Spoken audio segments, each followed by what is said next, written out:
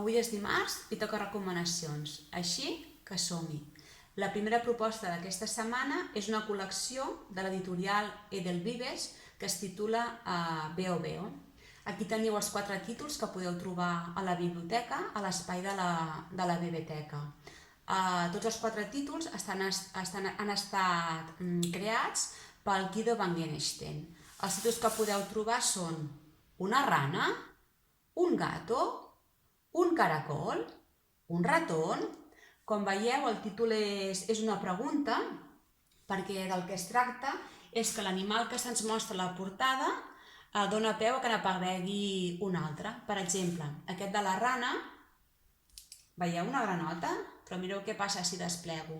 Es converteix en una tortuga, la tortuga en una oruga, l'eruga en un drac i el drac en un cocodril, el cocodril en el drac en l'eruga, l'eruga la tortuga i la tortuga en la granota.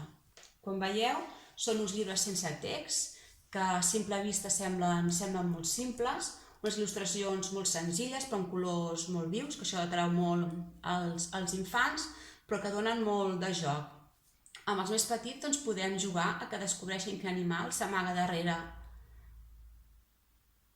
I un cop apareix, podem cantar la cançó, en aquest cas de la tortuga, o buscar algun element que els identifiqui. I també, com que són llibres sense text, nosaltres podem inventar una història amb els animals que van apareixent o fer un petit poema. Per exemple, aquest del ratón, una proposta de poema. Mireu.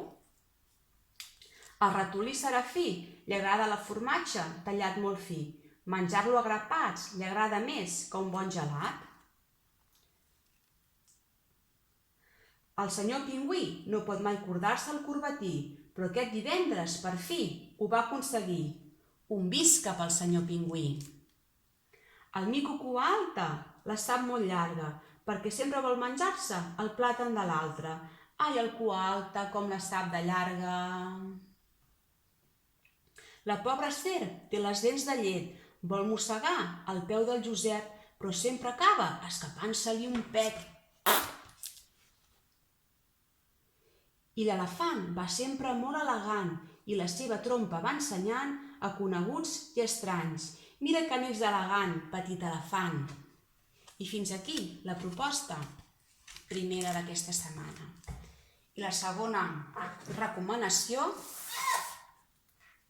és un llibre escrit pel Jaume Copons i il·lustrat pel Gusti, que porta per títol Qui ha estat? I d'això es tracta, d'esbrinar qui ha comès unes entremaliadures a casa de la Rosa. La Rosa és aquesta nena d'aquí i és la petita de 6 germans i també tenen un gat, en Romeu. I la Rosa està cansada que per ser la petita de la casa li culpin de tot el que passa i així que decideix de fer d'investigadora, de detectiu, aviam qui ha fet què.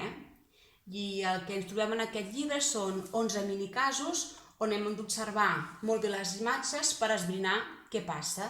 Per exemple, aquest és el cas de l'assecador de cabells i hem d'esbrinar qui ha fet servir l'assecador de cabells. I per saber-ho només cal que ens fixem molt bé en les imatges. I si tot i fixar-nos no sabem qui ha sigut, aquí hi ha unes pestanyes que traient-les podem saber el culpable.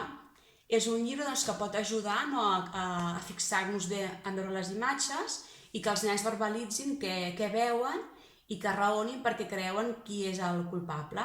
I fins aquí les recomanacions d'avui. Fins una altra.